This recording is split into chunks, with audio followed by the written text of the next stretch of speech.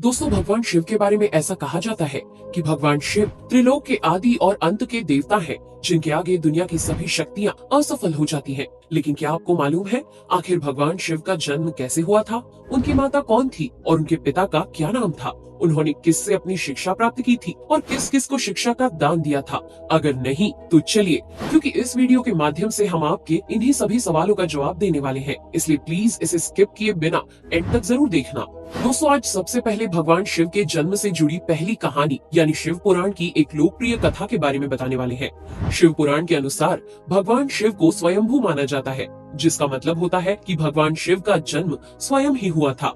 यानी कि इससे एक बात तो साफ हो जाती है कि ना ही भगवान शिव की कोई माता है और ना ही उनके कोई पिता है। इसी कारण से भगवान शिव पंच तत्वों से भी परे हैं, जिस कारण से इन्हें मृत्यु का भी कोई भय नहीं है और इनकी मृत्यु कभी नहीं हो सकती। पर अब बात करते हैं विष्णु पुराण में बताई गई भगवान शिव के जन्म से जुड़ी हुई एक और कहानी के बारे में। विष्णु पुराण में बताया गया है कि भगवान विष्णु के माथे से निकलने वाले तेज के कारण भगवान शिव की उत्पत्ति हुई थी और उनके नाभि से निकलते हुए तेज से कमल पर विराजमान ब्रह्मा जी का जन्म हुआ था। मगर दूसरी ओर भगवान विष्णु के जन्म के बारे में शिव पुराण में बताया गया है कि एक बार की बात है जब भगवान शिव अपने घुटने मल रहे थे और उनके घुटनों से निकलने वाले मैल से भगवान श्री विष्णु जी का जन्म हुआ था। पर अगर ऐसा हुआ है तो विष्णु पुराण और शिव पुराण एक दूसरे से बिल्कुल अलग है। इस कथा के अलावा भगवान शिव के जन्म की एक और पौराणिक कथा काफी ज्यादा पॉपुलर है, जिसे शायद आपने बड़े बुजुर्गों से सुना होगा। पर अगर नहीं सुना तो आपकी जानकारी के लिए बता दें कि एक बार की बात है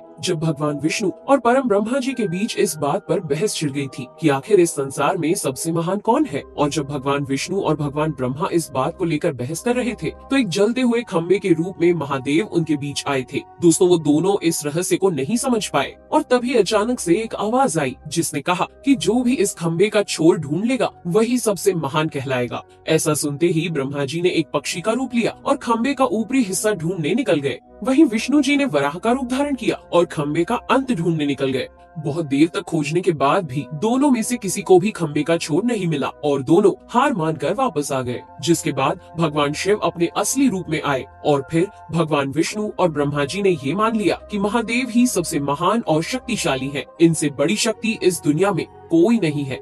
इसके साथ ही शिव पुराण में बताया गया खंबा इस बात को दर्शाता है कि ना ही भगवान शिव जन्मे थे और ना ही उनका कोई अंत है। और एक कारण तो यही है कि भगवान शिव को स्वयंभू कहा जाता है, यानी भगवान शिव का अंत है ही नहीं, वे अमर हैं।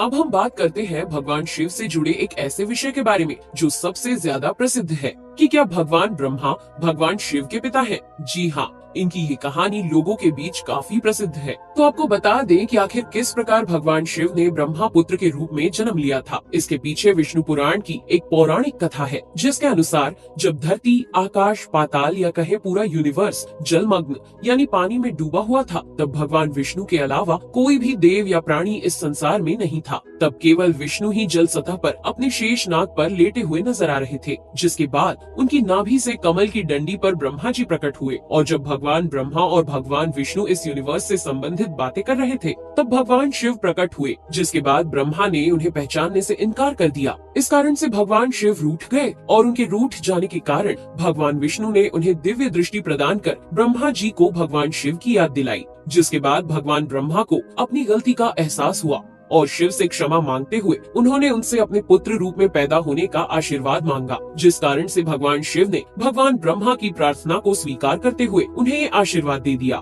लेकिन इसके बाद जब भगवान ब्रह्मा ने इस सृष्टि की रचना शुरू की तो उन्हें एक बच्चे की जरूरत पड़ी और तब उन्हें भगवान शिव का आशीर्वाद ध्यान आया, जिसके लिए भगवान ब्रह्मा ने तपस्या की और बालक के रूप में भगवान शिव उनकी गोद में रोते हुए प्रकट हुए। आपको बता दें कि ये भगवान शिव का एकमात्र बाल रूप है। जब भगवान ब्रह्मा ने उनके रोने का कारण पूछा तो उन्होंने बताया कि उनका कोई नाम नहीं है। तब भगवान ब्रह्मा ने भगवान शिव का नाम रुद्र रख दिया, जिसका मतलब होता है रोने वाला। पर इसके बावजूद भी भगवान शिव चुप नहीं हुए, इसलिए ब्रह्मा ने उन्हें दूसरा नाम दिया। पर शिव को वो नाम भी पसंद नहीं आया और फिर भी वे चुप नहीं हुए। इस तरह शिव को चुप कराने के लिए भगवान ब्रह्मा ने भगवान शिव को 108 नाम दिए थे, जो रुद्र, शर्व, भाव, उग्र, भीम, पशुपति, ईशान और महादेव जैसे नाम थे। और शिव पुराण के अनुसार उनके ये नाम पृथ्वी पर लिखे गए थे। इसके बाद बात आती है श्रीमद् देवी महापुराण की। तो श्रीमद् देवी महापुराण में भगवान शिव की माता और पिता के बारे में बताया गया है। श्रीमद् देवी महापुराण के अनुसार देखा जाए तो एक बार जब भगवान नारद जी ने अपने पिता भगवान ब्रह्मा जी से पूछा कि सृष्टि का निर्माण किसने किया है, साथ ही भगवान विष्णु, भगवान शिव और आपके माता पिता कौन है, तब भगवान ब्रह्मा जी ने नारद जी को त्रिदेवों के जन्म के बारे में बताया। जो बताया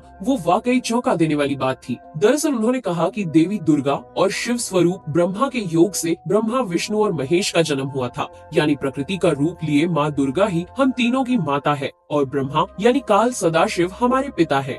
इसके साथ ही श्रीमद् देवी महापुराण में भी भगवान विष्णु और भगवान ब्रह्मा के बीच हुए झगड़े की एक कहानी मिलती है, जिसके अनुसार एक बार श्री ब्रह्मा जी और विष्णु जी में झगड़ा हुआ और दोनों में बहस छिड़ी हुई थी। तब भगवान ब्रह्मा ने कहा कि सृष्टि को मैंने बनाया है और मैं ही प्रजापिता हूँ, जिसके जवाब में भगवान विष्णु जी ने कहा कि मैं आपका पिता हूँ क्योंकि आप मेरी नाभि से निकले हुए कमल से पैदा हुए हैं। और धीरे धीरे कर ये बहस बढ़ती गई। दोस्तों, इसके बाद इन दोनों का झगड़ा सुनकर सदाशिव वहाँ पहुँचे और उन्होंने कहा कि पुत्रों, मैंने ही तुमको इस संसार को बनाने और इसे संभालने के केवल 2 काम दिए हैं। इसी प्रकार मैंने शंकर और रुद्र को संहार और तिरोगति के कार्य दिए हैं। इसके साथ ही उन्होंने कहा कि मेरे 5 मुख हैं। एक मुख से अकार, दूसरे मुख से उकार, तीसरे मुख से मुकार, चौथे मुख से बिंदु और 5वें मुख से नाद यानी कि शब्द प्रकट हुए हैं।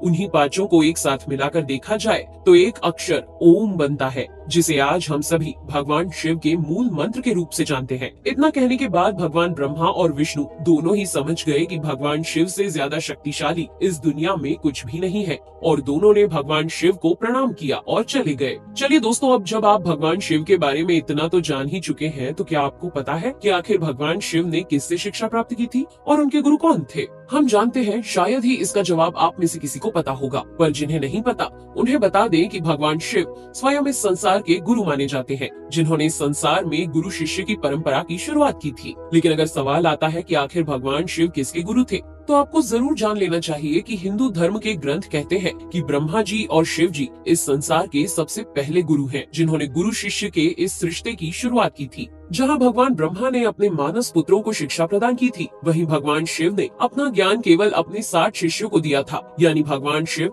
60 शिष्यों के गुरु थे और वे जिन शिष्यों के गुरु थे उन्हें आज के समय में सप्त ऋषियों का दर्जा दिया गया है। तो दोस्तों, ये थे भगवान शिव के जन्म से जुड़े हुए कुछ फैक्ट्स, जो आपको कैसे लगे हमें कमेंट करके जरूर बताइए। साथ ही अगर आपको वीडियो पसंद आया हो तो इसे लाइक और चैनल को सब्सक्राइब करना बिल्कुल ना भूले। धन्यवाद।